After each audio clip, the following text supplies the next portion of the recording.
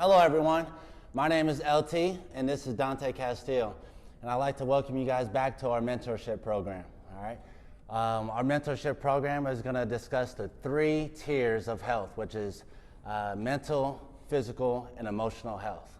All right, we're just a couple dudes who have been through some stuff, and we just want to be able to share with you guys the tools that we were able to use to overcome our adversity. Yeah, and we can offer some words of wisdom, anything that we can do, help you learn from what we've been through. Awesome, that's what we're out here to do. Exactly, 100%. Again, not medical or psychological professionals.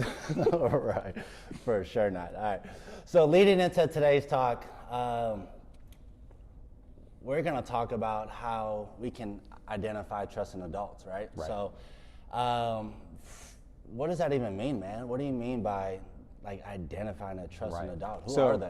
That's a great question. It's a good way to open this up because I wanted to talk a little bit about what is a trusted adult, like you just said. So what a trusted adult is basically an adult in our lives that through their words and their actions makes us feel safe. Not only safe, but respected, seen, heard, those sort of things.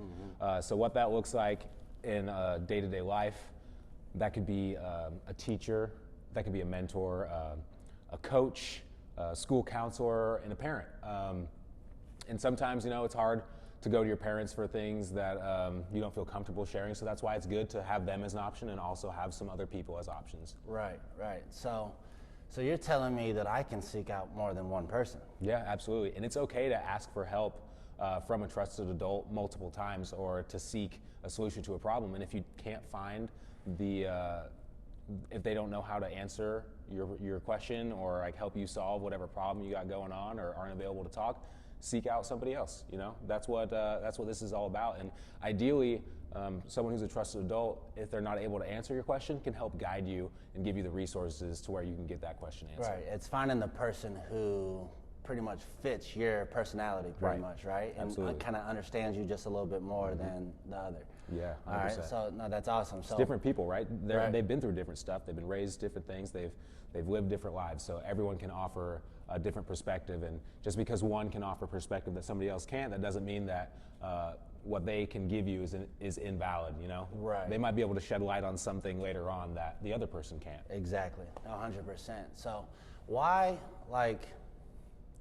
if I'm just out there, you know what I mean, just trying to handle everything on my own and I'm not seeking anything, why would this be important for me to understand that there is people out there that I can talk to if I just ask, right? And you said it, right? Feeling like I'm doing this alone. No one can do it alone. No one can do this all alone, man. Life is tough, and the people who are most successful in life will tell you they had to rely on other people, and there's nothing wrong with that. So above all, no one can do this alone. And another reason why trusted adults are important in our lives is because they can offer, a lot of times adults they've been on this earth longer, right? So they have more time here, they've experienced more, so they can offer a broader perspective of things they've been through and are able to shed light on things that maybe we haven't thought about because we haven't experienced it yet. Exactly. No, I get that for sure. But there's one thing, man, I have a problem with. It's for me, I struggle with trusting people, right? And that's big for me, and if I don't have anyone to trust, how do I go out and find somebody? How do I build that trust? Yeah. So the first step is it's kind of like you're scoping out the scene a little bit, right? You're trying to see, even if I don't necessarily trust this person right now, could I see myself trusting this person? Could I see myself eventually? So that's this is even before the identifying a trusted adult. It's identifying a potential trusted adult, right? Someone I could see myself wanting to build that relationship with, even if it's not here right now. I get it. And then once I've started to identify people who might be good candidates for someone I feel like could be a trusted adult for me, that's when you start to take small steps to build that relationship. If you feel like you're not comfortable enough opening up right away and just coming directly to them with a question or a problem, that's for those, because there's plenty of people out there, kids, even adults. So especially kids, they have a hard time asking for help sometimes. Right. So trusting. So you're telling me that I have to pretty much engage with this person if I feel comfortable with them to be able to build that trust. Right. Engagement in some sort of way. It could be, say, for example, it's a teacher. Someone might be comfortable enough right away to come in after class and be like, hey, Miss Farnham, I had a question I was hoping you could answer for me. And it could be something school related, which is great. That's a great jumping off point, just to have some sort of give and take interaction, because adults of all sorts, if they're seeing you're willing to put in just a little bit extra, and like you're seeking that help, they'll be so willing to help you. I can say, as someone who works in education, when a student comes to me, even if it's like with a school problem or a math problem, and then bigger problems if they have something going on at home that's really been bothering them, if they come to me with that gives me so much, because I know that they feel comfortable enough with me that they can trust me to come and open up to me, it gives me a lot, man. It gives me drive, it gives me purpose. So I can speak for the trusted adults out there that it does a lot for us to be able to give back and to be able to help. Yeah.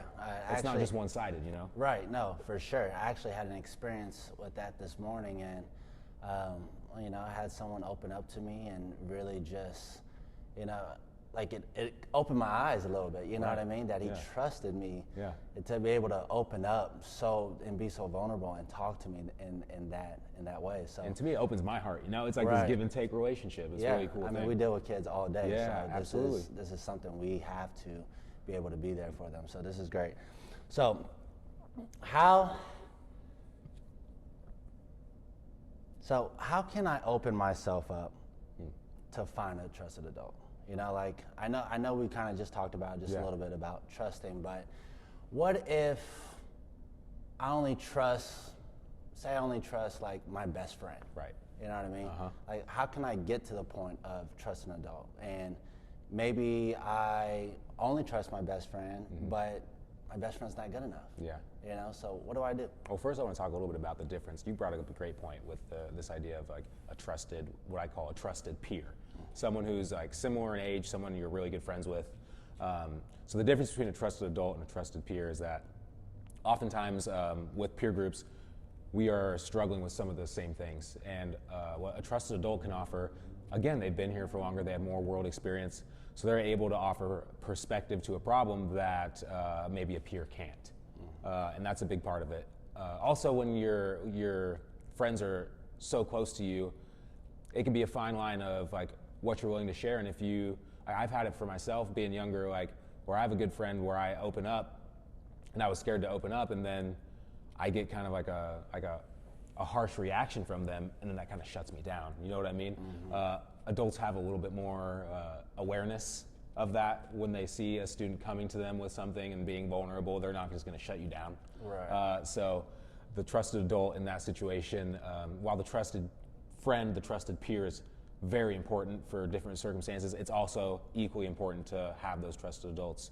And your original question was, how do I open up to that? It kind of circles back to what we were just talking about, is if you don't know, it's identifying those potential trusted adults in your life and then taking small steps to build those relationships. Or if you're comfortable now, go and ask your question, go in for help, whether that be with an assignment, like, hey, this has really been bothering me. I just wanted to see kind of what you thought about my situation.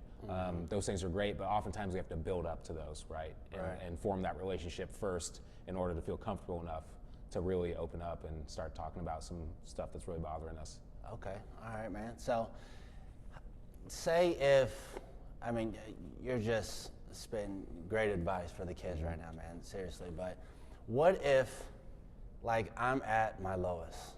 You know what I mean? What if I can't trust anyone? I don't have any friends, and say, like, I don't have a best friend. I lost my best friend. Right. You know what I mean? What do I do then, man? At that point, where do I go? Understand your resources. Understand the resources that are available to you. And definitely, like, talk to a parent, because if you're at that level, seek professional help. Yes.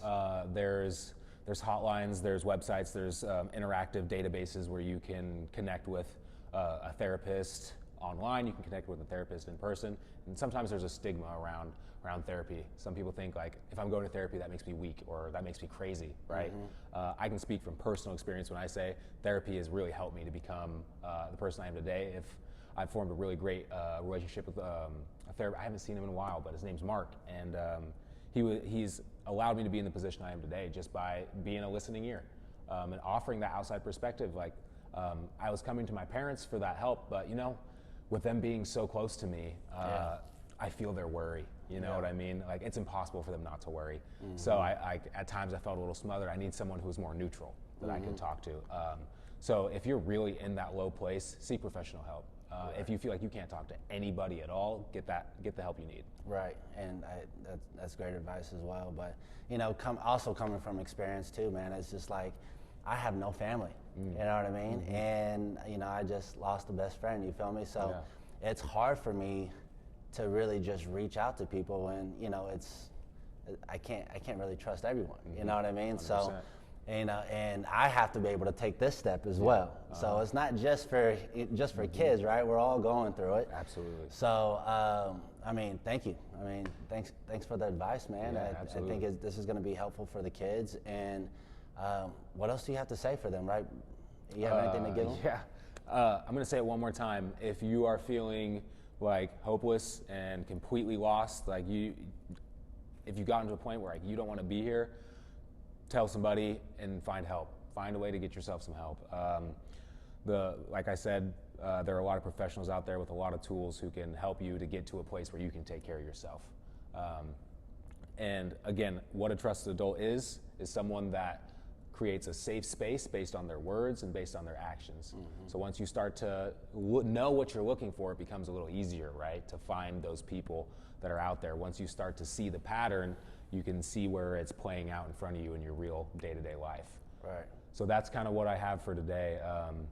I know that some of you might be scared or embarrassed to ask maybe like a family member or your best friend or even a trusted adult. But you guys can come to us and we can help 100%. You find these professionals, right? So our DMs are open to you guys. Absolutely. Whenever you want to communicate with us. Again, we're not medical professionals, but we're able to help guide you to the right direction. And we're here to listen. Like sometimes that's all it takes is someone willing to listen to what you have to say and get some stuff off your chest. Like we can be that. We're not going to judge you. No. You know what I mean? We have no room to judge. So we just want to be an ear for you guys and speak however you want. We want this to be a comfortable environment for you guys to be able to come to. MVP, baby. Mentorship Friday with Dante. Friday with Dante, baby. Yes, sir. Let's get it.